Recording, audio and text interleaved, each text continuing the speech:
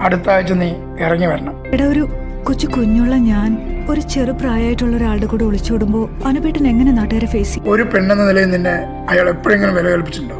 നിന്റെ ആഗ്രഹങ്ങൾ എന്തെന്ന് എപ്പോഴെങ്കിലും നിന്നോട് ചോദിച്ചിട്ടുണ്ടോ? മനസമാധാനമായിട്ട് എപ്പോഴെങ്കിലും നിന്നോട് സംസാരിച്ചിട്ടുണ്ടോ? എടാ, ഇത് അങ്ങനെയല്ല. ഞാനും നിന്റെ കുടുംബമായിട്ടുള്ള ബന്ധം എന്താ? അനുപേട്ടൻ സിസ്റ്ററുടെ മോൻ. അപ്പൊ പിന്നെ എന്റെ വീട്ടിൽ അറിഞ്ഞുള്ള സ്ഥിതി എന്താ? ഞാനും പുറത്താവില്ലേ? അതെല്ലാം സഹിക്കാനും ഉൾക്കൊള്ളാനും ഞാൻ റെഡിയാ. ഞാൻ ഒഴിഞ്ഞു പോണോ?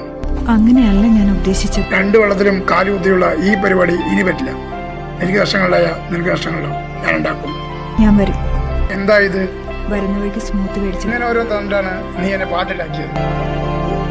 എന്റെ വീഡിയോ കാണിച്ചിട്ട് നീ എന്നെ വരുതിയിലാക്കിയത്. അതിനൊരു കാര്യം ആഗ്രഹിച്ച സ്വന്തമാക്കണേലും അർത്ഥം. പോട്ടെ.